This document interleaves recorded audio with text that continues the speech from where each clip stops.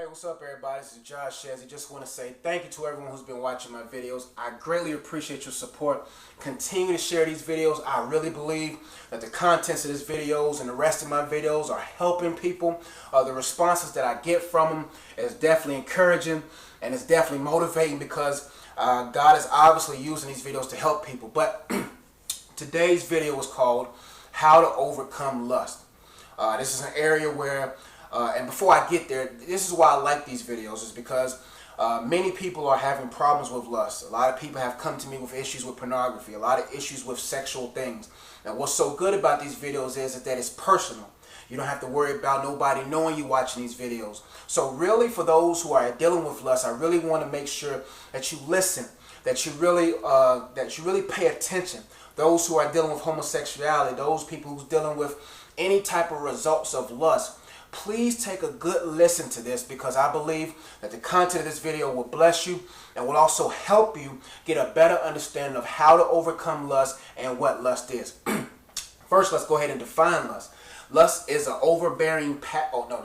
Lust is a passionate, overmastering craving or desire for something. It's an intense, strong desire. A lot of people think that lust is basically only for sexual things. They believe lust only produces sexual things, but lust at its core meaning means a strong desire. And from that strong desire, a person can produce sins of coveting, covetousness. A person can produce sins of envy, however you want to say it, or jealousy. Out of lust, there's a branch of things. Greed comes from it. Anything that has a strong desire at its conceptual stage or as a birthing usually is going to turn into something perverted or conceive perversion. Now, with that being said, we have to understand that we have an enemy. We have to understand that there is something out there that's aiming to uplift or to build something out of us, out of a strong desire. See, we have to look at love. Love doesn't have a strong desire to it. Love has boundaries. Contentment has boundaries. Humility has boundaries. Patience has boundaries. Lust doesn't have boundaries. Pride doesn't have boundaries. Impatience doesn't have boundaries. We have to understand that there's a society or a system that is trying to decapitate or get rid of love, contentment, patience, humility. They're really trying to get rid of these different things because they understand the power that comes from a person who is content, a person who's patient, a person who's in love. They understand that from these different virtues or these different attributes, a person can produce a result that they really want.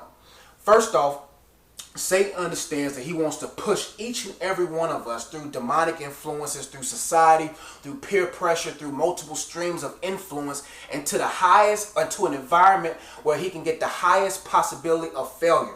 He understands if I can push people into an area in their life through all these multiple streams into an area where there's the highest possibility of failure, then they will fail. Many of us are caught into situations right now from the conceptions of lust. Lust has three levels. Lust has a conceptual stage, a developmental stage, and a birthing stage. Somewhere in each and one of our lives, lust was conceived or lust was ignited. And from that igniting experience or whatever that ignited that lustful experience, there came a developmental stage. Within a developmental stage is everything that's aiding that lust. That's why you have people who pornography or addiction to pornography or homosexuality came from some initial act. Something conceived it. The enemy knows and demons know that if I can push people into an environment where I can ignite a craving, if I can ignite a passionate, overmastering desire for something, then that person will go exceed the boundaries in which God has laid in our lives, and they will be living a life that's so consumed with lust that they have no self-control. First off, let's look at conception.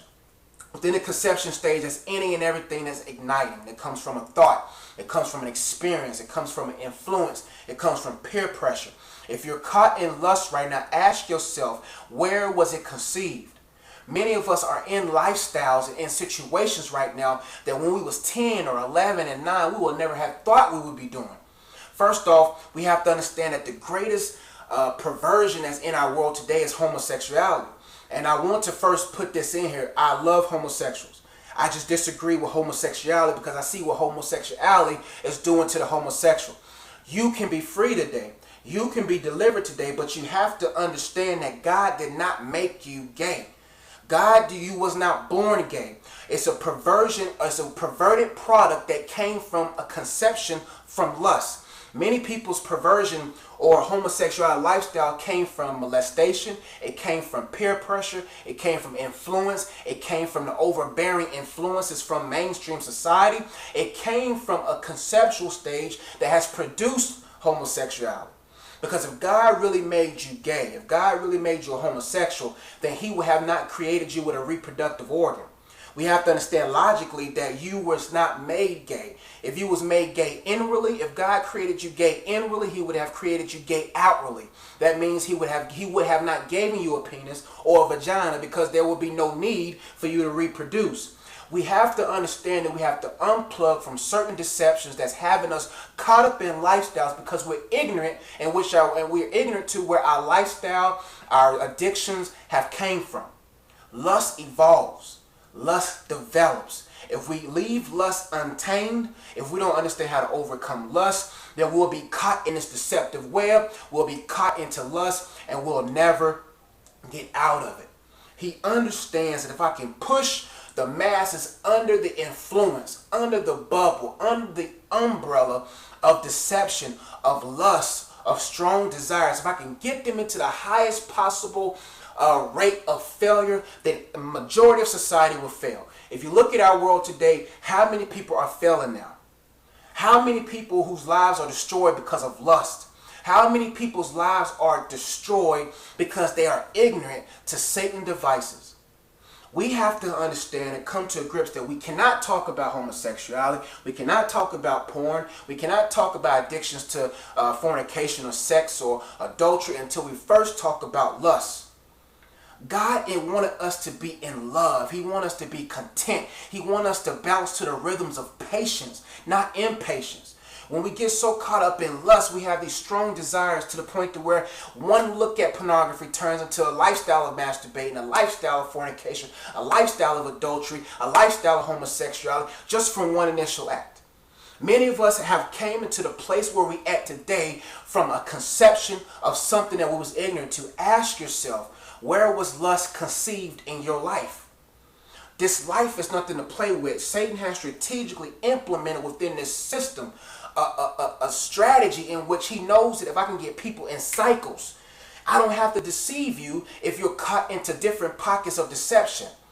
That shows that I'd rather get a result of 100 people's efforts than 100% results of my efforts alone. Satan is not everywhere messing up everybody's lives. He has developed a system off the efforts of many, not off the efforts of himself. If he understands, if I can get different pockets of deception in the world system, use the internet, use the media, use whatever consumes the eye and the ears, develop different pockets, different deception avenues, then from that cycle, I can pervert people. From that cycle, from people who stuck in lust will molest this person. And from that molestation, he turned into a homosexual. Then I can have that homosexual influence and get into a group of homosexuals to inspire others. Then I can get this person who's addicted to porn. I can get him through a lifestyle of masturbating and porn. Then when he gets married, it destroys the family. He's developed cycles. He developed pockets of deception that if he knows that I can get different masses under this pocket, under this pocket, under this pocket, then it will work off me.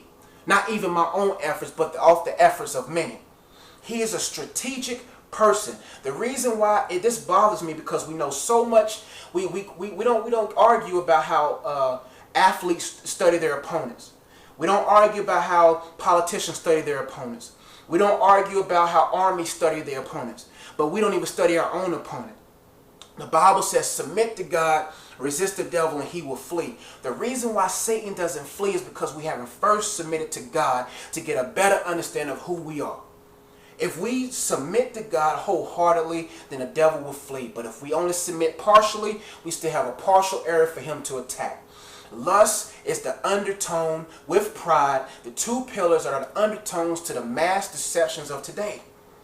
Satan knows if I can get them so caught up in themselves and implement these different pockets of lust, then this person will live a life lustful, live a life full of this, and be so confused because the society says it's okay that they drift away from God, then when they die, they go to hell.